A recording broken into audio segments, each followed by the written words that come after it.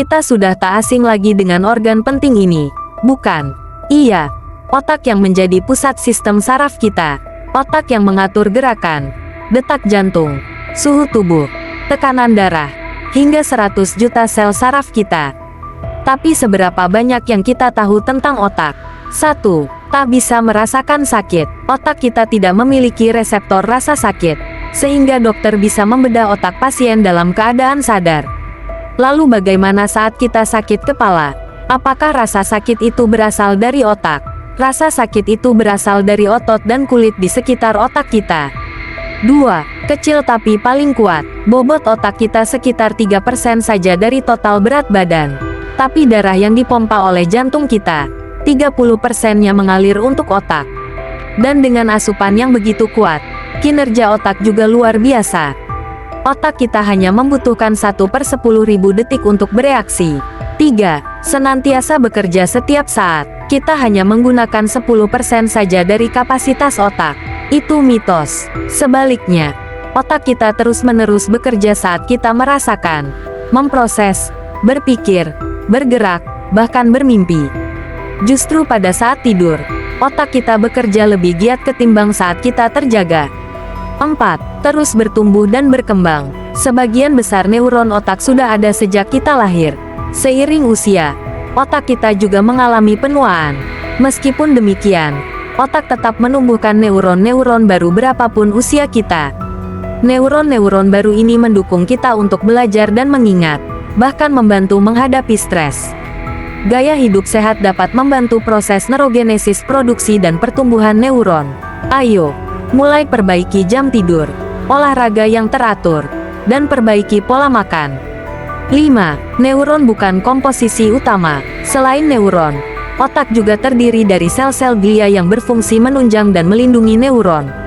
Sel-sel glia inilah yang memastikan neuron memperoleh suplai nutrisi dan oksigen yang cukup. Glia pula yang melindungi setiap neuron dan mengoptimalkan komunikasi antar neuron. 6. Membutuhkan olahraga. Bukan hanya badan kita yang butuh olahraga. Ternyata, otak juga memperoleh manfaat yang sama baiknya ketika kita berolahraga. Olahraga diketahui mampu memperbaiki sistem peredaran darah di dalam tubuh kita. Sistem peredaran darah yang baik memungkinkan aliran darah ke otak yang lancar. Sebagaimana kita ketahui, oksigen yang dibutuhkan oleh otak dibawa oleh darah. Pada saat yang sama, otak juga terangsang untuk bekerja selama kita berolahraga. Selain belajar gerakan-gerakan baru saat berolahraga, otak juga mengendalikan otot yang kita gunakan. 7. Mampu beradaptasi. Adalah neuroplastisitas atau plastisitas otak, suatu kemampuan yang dimiliki otak kita untuk membentuk interkoneksi baru pada saraf. Hal ini terjadi pada orang-orang yang terlahir tunanetra. 8. Berkebalikan arah fungsi. Kedua bola mata kita memang berada di bagian muka, tapi bagian otak yang mengatur visual kita berada di bagian belakang. Bukankah saat terjatuh dan bagian belakang kepala terbentur, mata kita menjadi berkunang-kunang?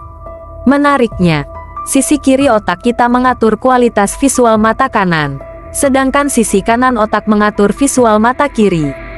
Hal yang sama juga terjadi pada telinga kita. 9. Unik seperti fingerprints. Setiap kita memiliki fingerprints yang tak sama dengan orang lain, bahkan saudara kembar sekalipun. Mereka memiliki fingerprints yang berbeda.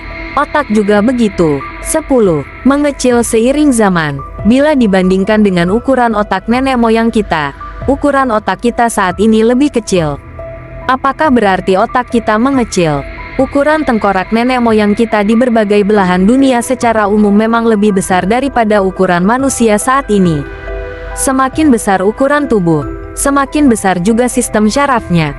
Maka, wajar bila ukuran otaknya juga besar.